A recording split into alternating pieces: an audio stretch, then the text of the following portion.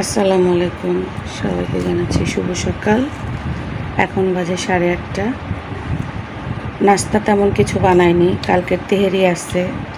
এখন আমার হাব্বি তো তেহেরি খাবে না, তার জন্য রুটি বানাই দিচ্ছি আর সিম্পল ডিম ভাজি। এখনও নাস্তা করতেছে, নাস্তা করে চা খেয়ে দোকানে চলে যাবে। তারপর আমি যাব বাজারে। দেখতে থাকেন আজকে কি কি রান্না হয়। মুগ ডাল ভেজে নিচ্ছি, আজকে মুগ ডাল রান্না করব, ভর্তা করব কয়েক রকমের। আমি ডালটা ভেজে চুলায় বসাই দিয়ে তারপর আমি বাজারে যাব, ডালটা তারে সিদ্ধ হতে থাকবে। বাজার থেকে ফিরে এসে দেখা হচ্ছে কি কি ভর্তা বানাবো সেটা আপনাদেরকে জানাবো। আর অবশ্যই পাটা পোতায় বেটেই ভর্তাগুলো বানাবো, দেখবেন। মুগ ডালটা কিন্তু আমি বাজার দিয়ে দিয়েছি, এটা কিন্তু অসম্ভব মজা আমি যেভাবে ডালটা রান্ধি। তো সময়ের কারণে আমি দেখাতে পারিনি, একদিন আপনাদের এই মুগ ডালের রেসিপি দিব। আমি আপনাদেরকে গ্যারান্টি দিয়ে বলবো যে একবার এরকমভাবে রান্না করে মুগ ডালটা খাবেন, তার বারবার খেতে মনে যাবে। তো বাগার শেষ, এখন আমি জিরার গুঁড়া এটার মধ্যে দিয়ে দিলাম, একটা বলক আসলেই নামিয়ে নেব।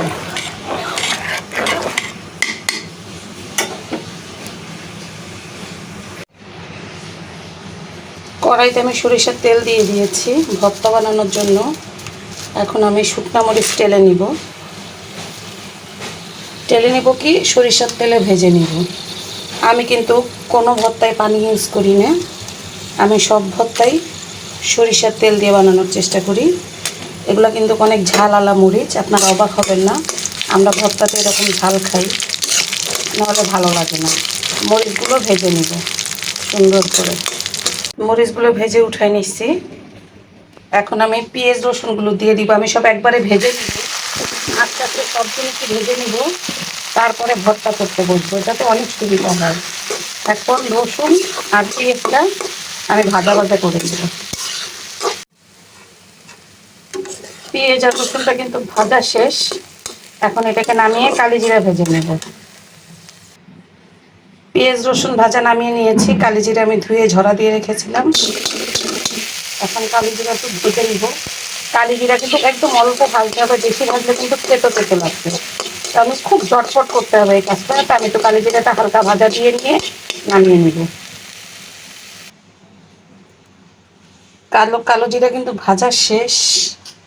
এখন আমি চিংড়ি মাছ দিয়েছিলাম, এখন ওটা ভেজে নিব।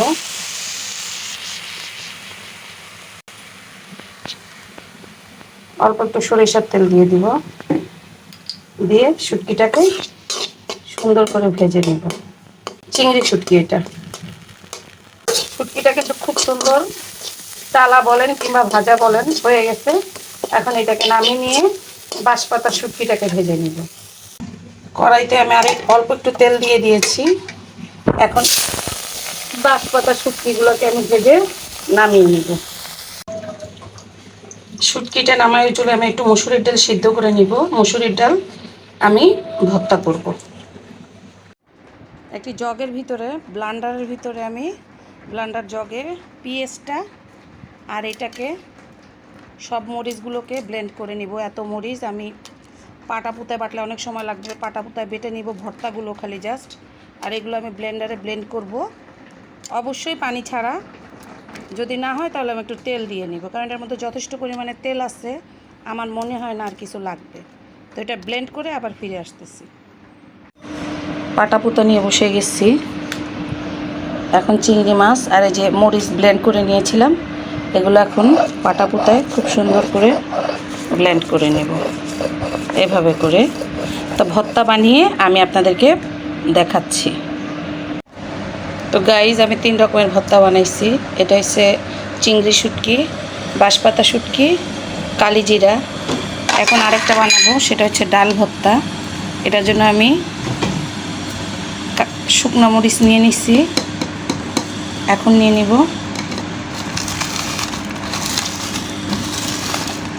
লবণ দিয়ে এটাকে সুন্দর করে মথবো।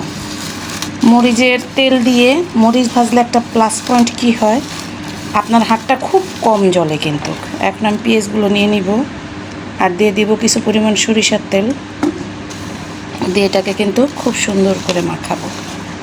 এবার ডালগুলো দিয়ে দিব। ডালগুলো হতে হবে একদম শুকনা, এরকম করে সুন্দর করে ডাল ভর্তাটা আমি বানিয়ে নিব। 4 রকমের ভর্তা শেষ বানানো।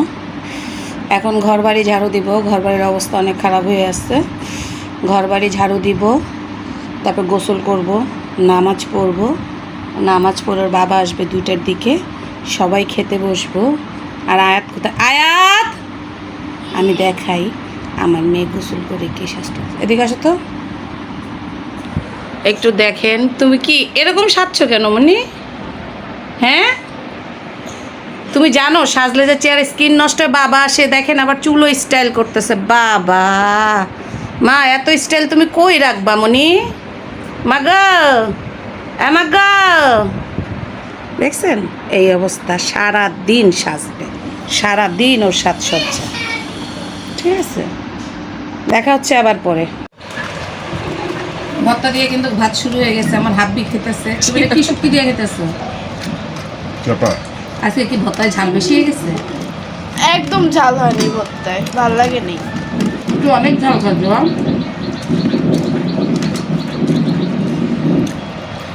এই যে দেখুন আমার আমটা অনেক স্বাদ লাগতেছে। কে কে খাবা চলে আসো, খুব মজা। সেই স্বাদ। কালিজি দেখাই, কালিজি দেখাস নাই তুই? খাইছি তো।